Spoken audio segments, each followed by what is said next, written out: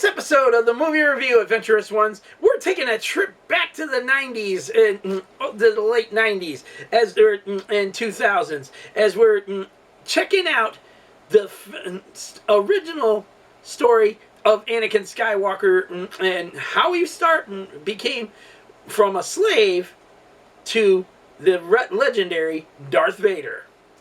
Welcome to this episode of the movie review. It's a special week here for us here on the channel as we're checking out the Star Wars Prequel Trilogy. Let's get started with this episode.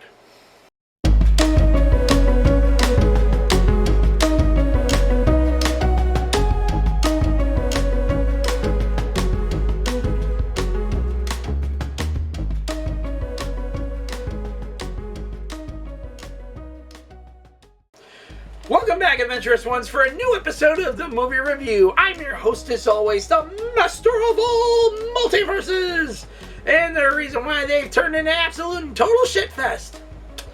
I'm never sorry for it one damn bit, but you're welcome. Joseph Michaels, the Adventurous Joe, at your services, and on this episode, we are checking out the Prequel Trilogy. Okay, back in 1997. The original Star Wars trilogy got a revamp by George Lucas and Lucasfilm, and was made the special edition, which included new stuff that was added into the original films that Lucas wanted to do a long time ago, okay, but he just didn't have the means to do it at that time, okay, so we got that, and also the announcement that he was going to start the prequels. And people were like, the prequels? And he says, we're talking a young Anakin's going to meet a young Obi-Wan Kenobi and everything else in between it. And how it was in the time of the Old Republic that, was in a different time frame and everything else in between it. So, boom. 1999 was the first prequel movie to come out, and that was The Phantom Menace. And originally, when the first trailer hit, it was a teaser trailer, this thing gave everybody goosebumps. I mean, literal goosebumps. Because it's taking place, like a foggy setting and stuff, and you're seeing these creatures marching through the fog and stuff. And it says, every journey has a first step. And it's showing us all these things. And we were just like, oh, this is so freaking cool. My mom taped this trailer for me off of TV. She literally taped it. There was this channel that showed nothing but movie trailers late night and stuff. When it aired, she taped it for me to see it and stuff. And I was just sitting there in all my glory, just going, oh, this is so cool. And it was. To me, it was the most awesome thing in the world. And once it hit the theater and stuff like that, it was met with a lot of criticism along the lines of, this isn't really George Lucas's best work. The character of Jar Jar Binks is so stupid, blah, blah, blah, blah, blah. And this is before, ladies and gentlemen, we had the sprawling connections on the internet. Seriously. We literally, in 1999, the internet was just starting to flourish, okay? We were able to get on YouTube channels and stuff and listen to everything that was going on, okay? It's how I started connecting with a lot of the toy community people I knew online and stuff. And we literally were all in our glory about the fact that the Phantom Menace figures were coming out and stuff. And they were going to come with these little Comtech chips that are like a figure stand, but you also put the figure, you could also use them with the communications thing and stuff, and they will say voice lines from the movies and from the movie and everything.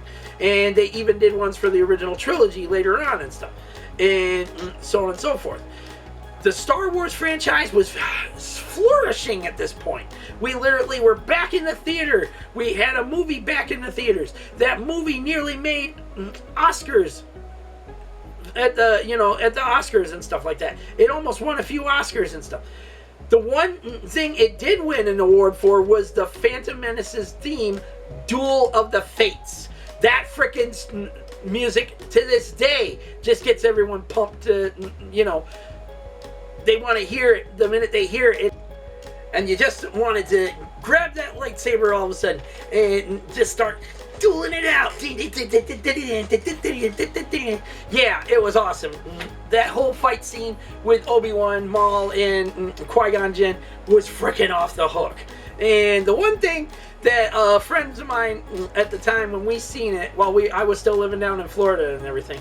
Okay, well, after we got done seeing it, a few of my friends that said they got to go to work the next morning and stuff like that, one of them said he's going to do some pod racing of his own now. I was like, oh God, that's all you need is a speeding ticket.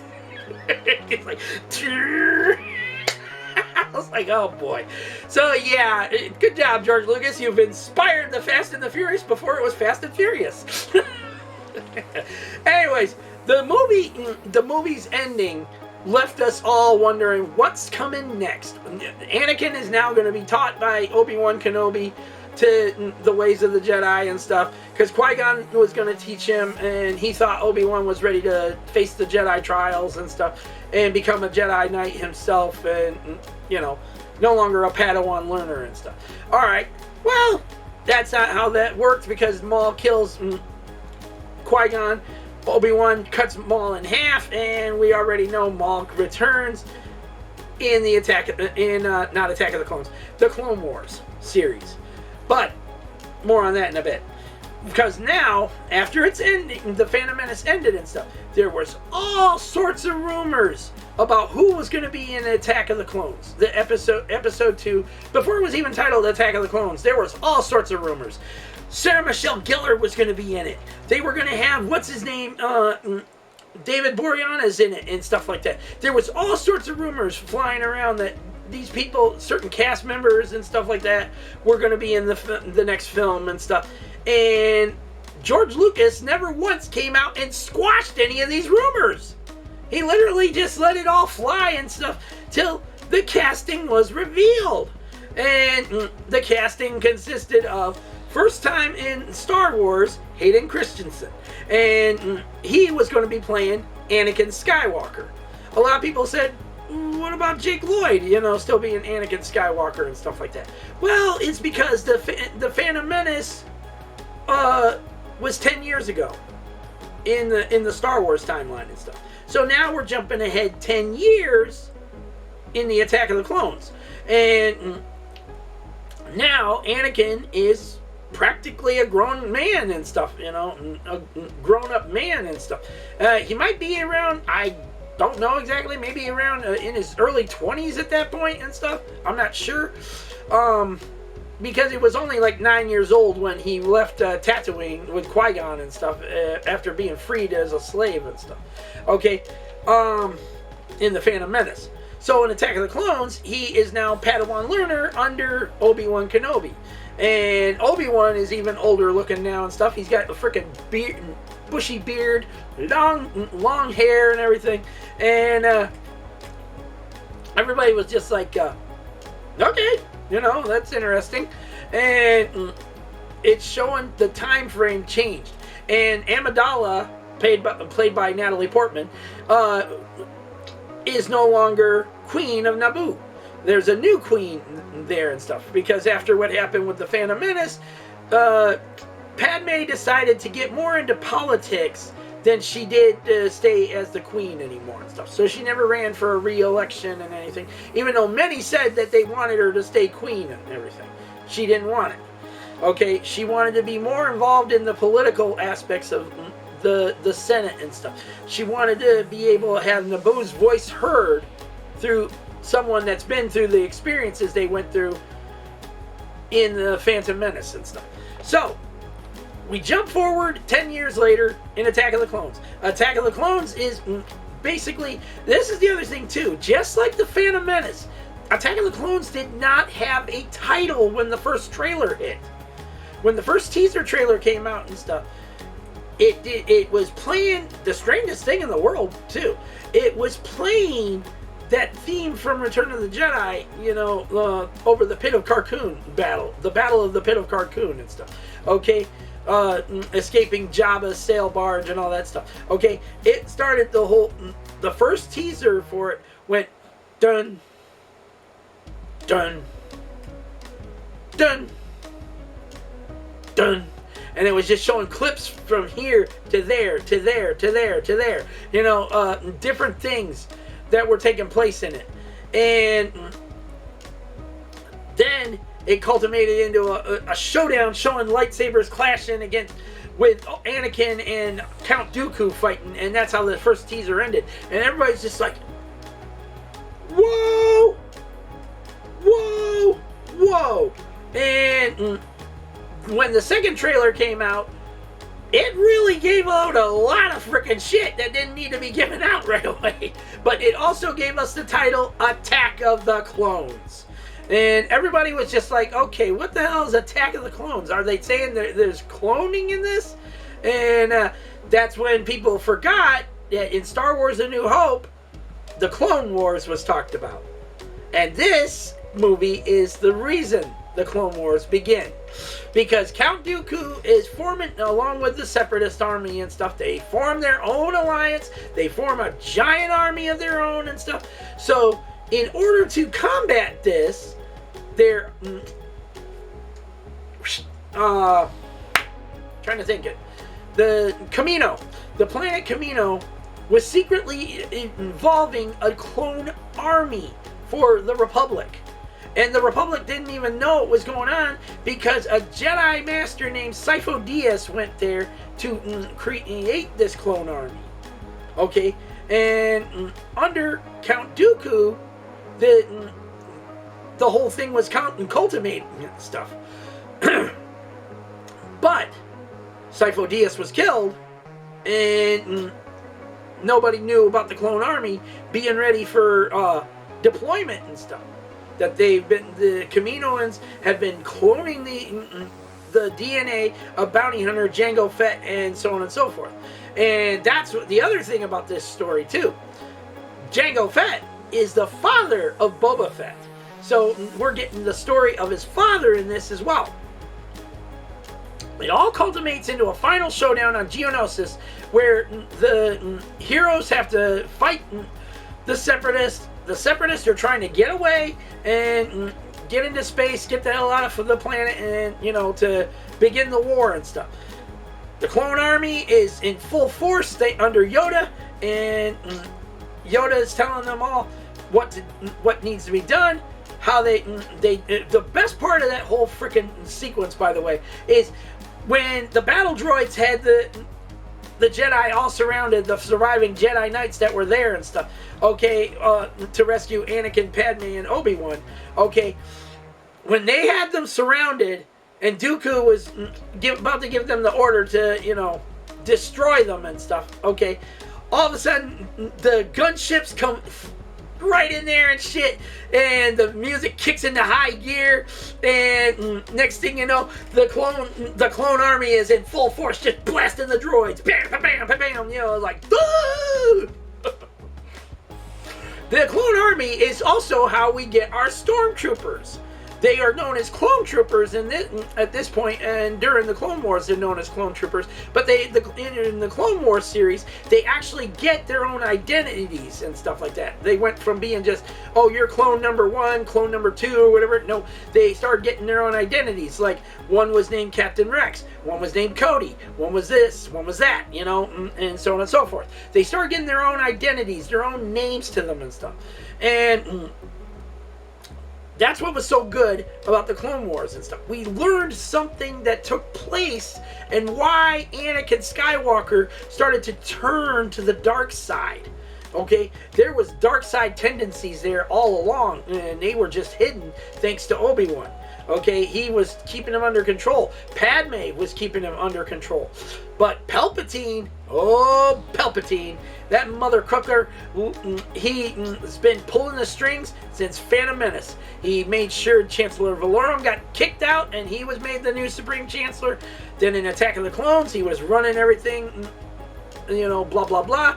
And then Jar Jar Binks was the one that, Senator Jar Jar Binks, by the way, okay, he's the one that come out and tell the Republic, vote for the clone army. We need this army to fight the separatists and stuff. Okay.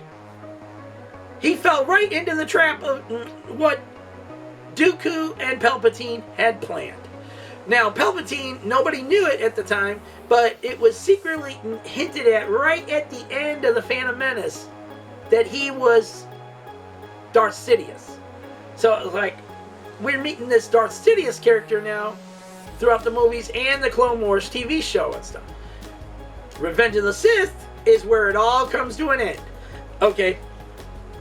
Now, Attack of the Clones ends on the biggest high note, or low point, if you will, because begun the Clone War has, is what Yoda says is the final line of the movie and stuff. And there you see the Republic on Coruscant just filled with ships and clone troopers and stuff. And they're all boarding their vehicles and their everything on board the huge mini Star Destroyers, and they're just taking off one after another. And I'm like, oh, this was awesome. But the funny part was, we finally got to see Anakin and Padme get together as husband and wife. They did a secret ceremony on Naboo under the watch of R2 and 3PO. And that's how that movie comes to its end. Now, Dooku escapes, by the way, but Yoda, oh my God, Yoda, when they showed him pull out his lightsaber, and that little dude was just sprinting over this way, fighting like toe to toe with Dooku and shit. I was like, dude, Yoda was kicking ass. I love it. Anyways, now we're moving into Revenge of the Sith. Revenge of the Sith is my personal favorite. Of all the trilogies, Revenge of the Sith, Return of the Jedi, and Rise of Skywalker are my personal favorites. But we'll get to that in a while. Let's talk about Revenge of the Sith. Revenge of the Sith was the culmination of all things. We were learning that Anakin's dark side was starting to kick in more and more. He was starting to get where he was more arrogant. He thinks he was better than everyone, and in between it. And when the moment he found out he's going to be a dad, okay, it was like a part of him went from being happy about being with his lovely wife Padme and stuff to sudden fear about what the hell is going to happen from all this. What if the Jedi find out? He'll get kicked out of the Jedi Order and everything else in between it and stuff. And then he starts having these weird visions, or nightmares if you will, of Padme dying in childbirth. That was not even close to what would have been happening and stuff had Anakin not turned to the dark side like he does in this movie. Palpatine was manipulating the dream. Okay, he literally was manipulating Anakin's dreams to force him to come to his side, to make him turn to the dark side and become his apprentice and everything in between it. And we sit back and we're going, what is going to happen out of this? Now, the biggest part of the teaser trailer was Vader's breathing. We were hearing Darth Vader breathing and stuff. And I was like, wait a minute, are we going to see him turn into Darth Vader in this movie and stuff? Okay, well, we all knew it was going to happen and stuff, but we didn't know how it was going to happen. When it does happen, it's unreal how it all came to be. So, here's the thing. The movie kicks off with a giant space battle above the planet Coruscant. The Republic is under attack. Literal under attack. Chancellor Palpatine has been kidnapped by Grievous and taken to his ship. By Dooku and Grievous, excuse me. And taken to his ship. So, in order to free him, Anakin and Obi-Wan are jetting their way through the battles and stuff in space to get to that main ship, okay? The main flagship. They end up with a few scrapes here and there. R2 does his own thing of kicking the crap out of some buzz droids that get on top of their starfighters, trying to, and by the way, Obi-Wan's droid, poor guy, that poor little dude, he got his head torn off, and it just goes flying into space, and Obi-Wan's only response is, oh dear. It was just not, like, oh shit, like, there goes my droid and stuff. No, he's just like, oh dear. Anyways, the whole thing was awesome. The space battle above Coruscant was freaking amazing. And seeing the Republic ship fighting against the Separatist ships, and bam, bam, bam, they were just blowing each other up and stuff. It was like awesome. Okay, it was freaking awesome. I was sitting back in my theater seat and I was just going, I was in all my glory. And the way they rescue Palpatine is the craziest way possible.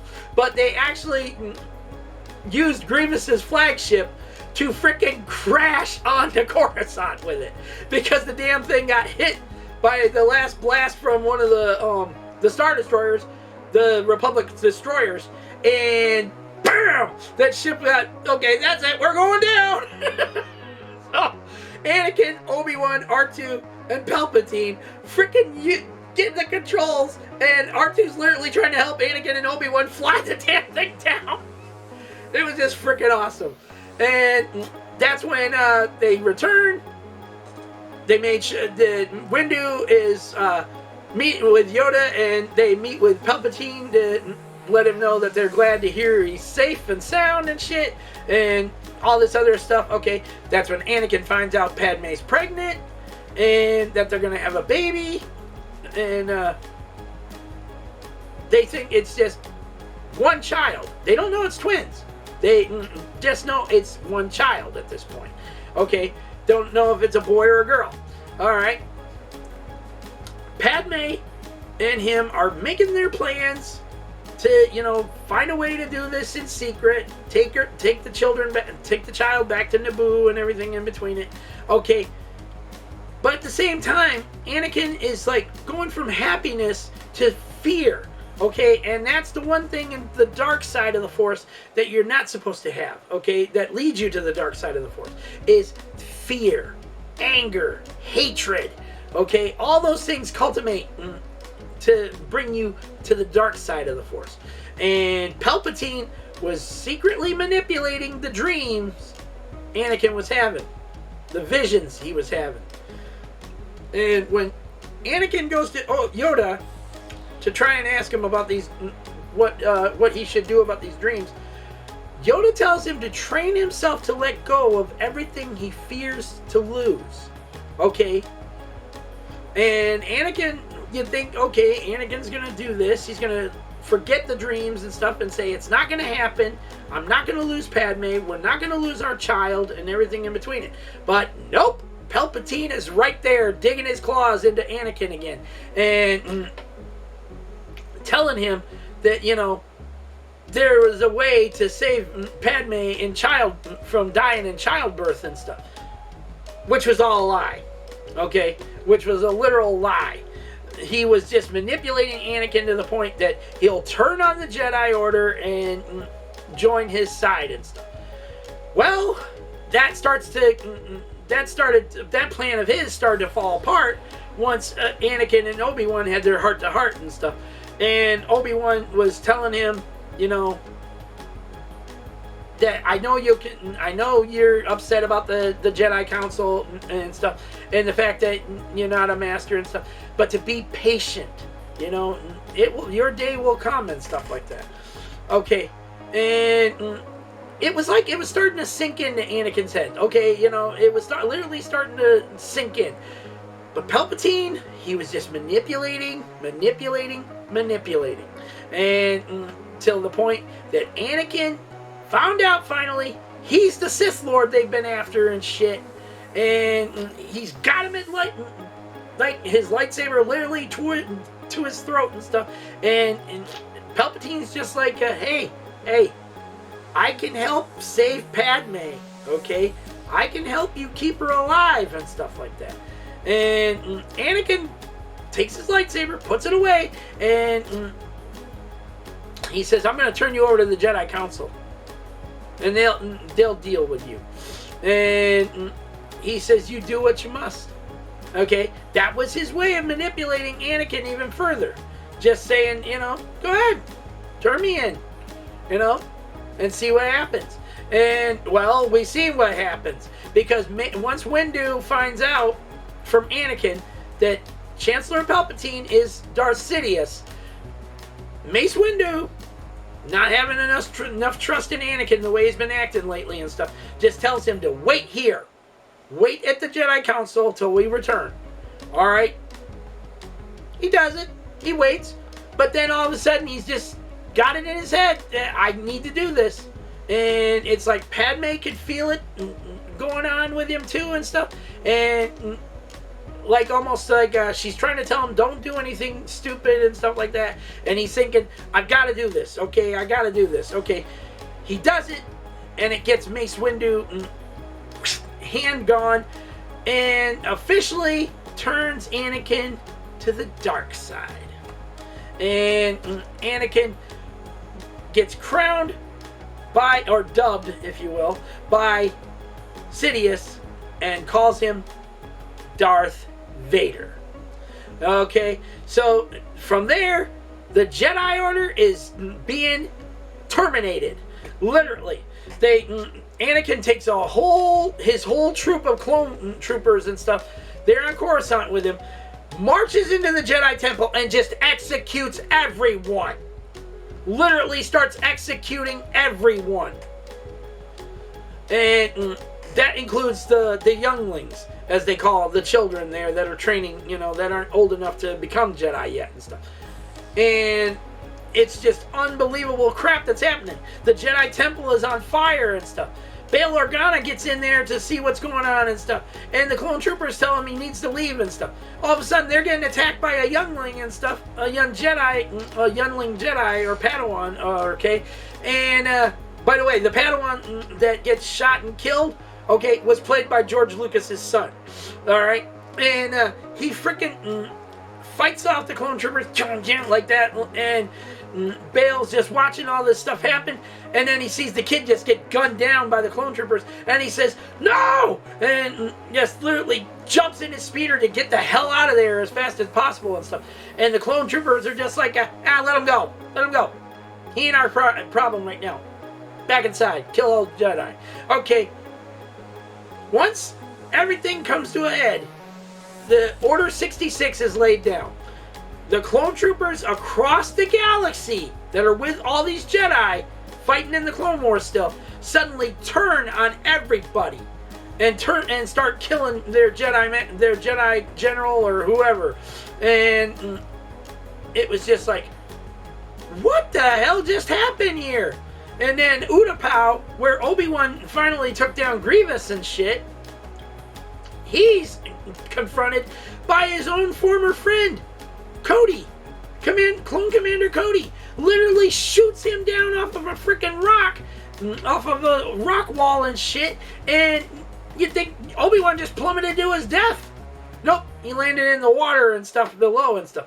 But in the case of Obi-Wan Kenobi, he did not die.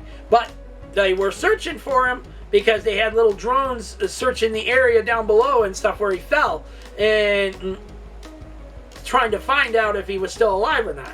Meanwhile, the Utapauans, the Utapau warriors who freaking were helping the clone troopers at first and stuff, are now being taken prisoner. They're literally got them at gunpoint, hands behind their head kind of shit. And I was like, what the hell is going on here?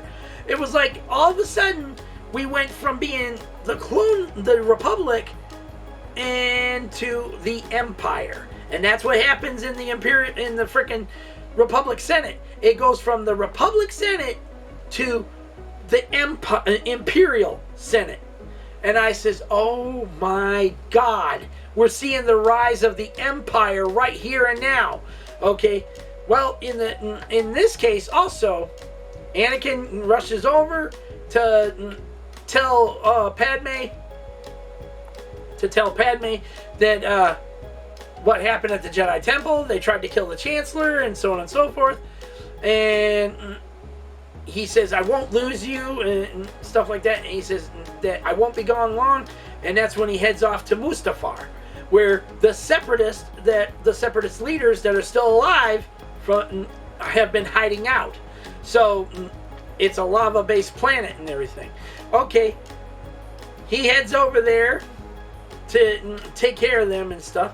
And he goes in, and everybody says, welcome, Lord Vader. We've been expecting you. He goes like this and uses the Force to close every door, every window, and everything else in between. And they're all looking like, what the hell is he doing? And he pulls out his lightsaber and just goes to town on them all. Just freaking starts slaughtering them all. And I was like, oh my God! Yeah, it was like that kind of shocking moments that were happening in this film. Okay? And Anakin also was having very big suspicions about Obi-Wan and Padme. Like thinking that Padme and Obi-Wan are having some kind of secret fling together or something. Maybe the child isn't his now and everything else in between. Again, Palpatine manipulations. Okay? That's what's happening. That's what was happening. Now, Anakin, there's a part of him that was still good inside and stuff. And you've seen it once he finished killing all the separatists and stuff. He was crying. He literally was crying. And I'm like, this is the Anakin that's struggling in the light to keep the darkness away. But the darkness is just freaking saying, we're here now. Get the hell out. You're no longer needed. Okay? He'll be stronger with us. And everything in between it. Well, lo and behold, once Padme finds out where Anakin's at, she goes to Mustafar to go after him and stuff and confront him about everything Obi-Wan told her. And Obi-Wan secretly hides on her ship and goes there. And once Padme is about to crack Anakin finally and get him to freaking come back to his senses and shit, he sees Obi-Wan and freaking turns on Padme. And literally starts force choking her. Obi-Wan's telling him, let her go, Anakin. And she's literally struggling for breath. And he's not thinking about her or the baby anymore and stuff. He's just thinking about he's been betrayed by her. He's going to kill her. And he says, let her go. And that's when everything starts to come to a head. Anakin is manipulated to the point that he is literally Darth Vader. Only not with like we know, okay? This is Anakin Skywalker no more. He is literally gone to the dark side. He thinks everyone's out to get him. He thinks everyone's against him. And so on and so forth. And that's what he even says that to Obi-Wan when they get ready to do, before they get ready to lightsaber duel each other and stuff. Okay? He says, you turned her against me. And Obi-Wan says, you did that yourself. You have done that yourself. And he says things like, my new empire and stuff like that. And Obi-Wan's just like, your new empire?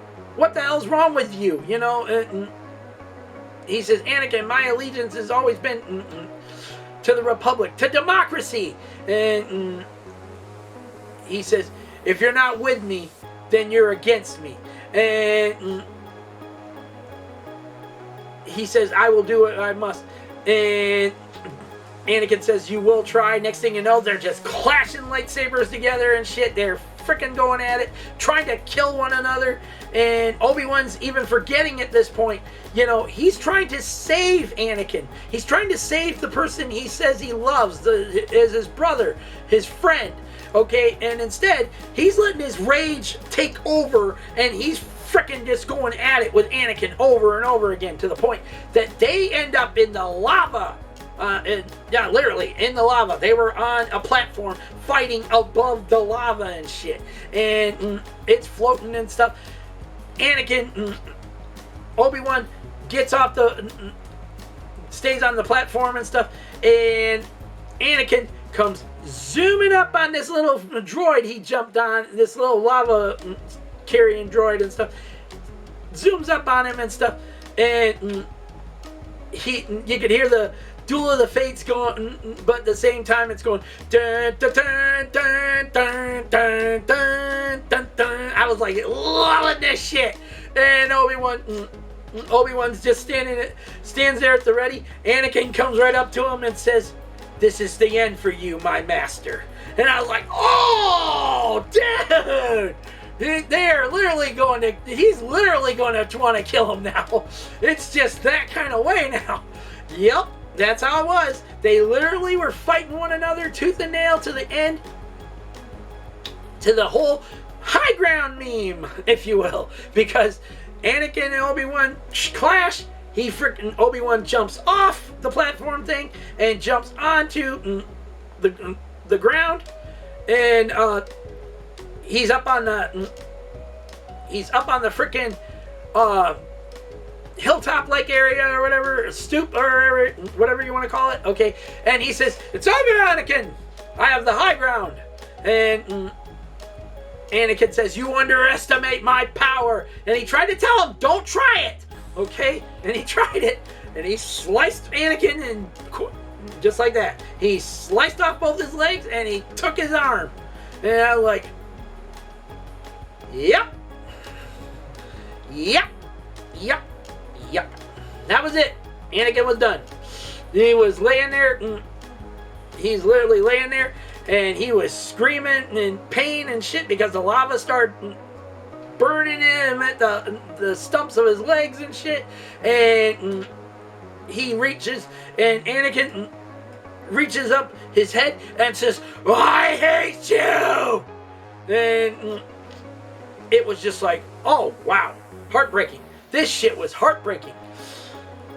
Oh wow, yeah, very heartbreaking. Even for Obi-Wan, he was just like, "You were my brother, Anakin. I loved you." And after that, it was just like there was nothing left to save. Anakin was gone. The brother, the friend that he loved so much was gone. Okay. So he walks away, leaves Anakin to die like he was already and shit, just burning alive at that point. He said, even in the novelization of Revenge of the Sith, by the way, it says Obi-Wan can still, while walking away, he could just hear Anakin's screams of anguish and pain. And Obi-Wan started to get tears in his eyes. Like, what can I do for him? He doesn't want me to help him. He doesn't want anything. And it just culminated into a big finale to the point that now everything is gone. The Jedi are frickin' demolished. The Republic is now known as the Empire, and so on and so forth. Well, Palpatine finds Anakin's remains and stuff and sees him and tells the clone troopers, you know, once he feels him and stuff, he says he's still alive. And he says, "Get a medical capsule immediately." They rush back to go get one and shit. Rescue Anakin, you know, put Anakin in it and stuff. And here's the thing. This movie, when it was shown originally in the theater, there was a scene in the trailer that they showed in the trailer, okay, that scene was in this movie. However, when this thing reached home release on video, on VHS tapes, DVDs, and so on and so forth, okay, that scene was cut from the film. And it was the scene of the Imperial shuttle returning to Coruscant with Anakin's body. And we don't get to see that scene. It literally showed it in space, just wow, you know, along being escorted by a few TIE fighters. Okay, and that scene was literally cut from the film. Well, anyways, Anakin gets medical treatment like he's supposed to and shit, except now he's being rebuilt into the Darth Vader we all know and love. Okay, and at the same time, Padme, the Obi-Wan and Yoda and Bail Organa, along with the droids, learn that Padme is pregnant with twins. Not just one child, 2 children. Twins. And they're like, oh my god, what in the hell? What do we do here? Okay, Well, Padme gives birth to Luke and Leia. She dies from the birth. Okay. But what she died of was a broken heart. And a lot of people said that was the most stupidest thing in the world and stuff. But George Lucas actually explained that, okay, and said that Padme's death was culminating with the fact that Anakin's death was taking place at the same time. Their hearts were broken. One was manipulated to the point that he had no soul anymore, and the other one felt like she just lost everything. She lost the man she loved and stuff. She wasn't thinking about her babies at that point. But the only thing she did think about after giving birth to them is to keep them safe. You know? Keep them away from their father. So, that's what happened. And that's how we get in A New Hope. Leia is with Bail Organa. Luke on Tatooine with his aunt and uncle. So, what happened exactly in The Revenge of the Sith is that the Empire is formed. We learn that the Death Star is being built. And ends with Obi-Wan returning to Tatooine, giving over baby Luke to Beru and Owen, and it ends with them looking at the twin sunsets while holding baby Luke. And also, the one thing that I also forgot to mention in this is the fight scenes. That while Anakin and Obi-Wan were fighting on Mustafar, Yoda was battling Palpatine. And in the Senate chamber and stuff. And Palpatine was just throwing freaking Senate chairs and shit and those hover pod things at him and shit. And Yoda was just like dodging this, dodge that, you know, just fighting him left and right over shit. And Yoda lost. Okay, Yoda lost. Palpatine told them to search everywhere and find Yoda and kill him and stuff. Okay. Clone Troopers never found him and shit. Bail Organa got Yoda and got him out of there and shit. It's just one thing after another. It was basically called Revenge of the Sith for a reason. Because the Sith are now in charge. They took control of everything. Anakin is now a Sith Lord. He is no longer Anakin Skywalker, Jedi Knight, or Jedi Padawan, or anything in between it. He is now a Sith Lord known as Darth Vader. And Palpatine is now known as Emperor Palpatine. No longer Chancellor Palpatine and shit. He is now Emperor Palpatine.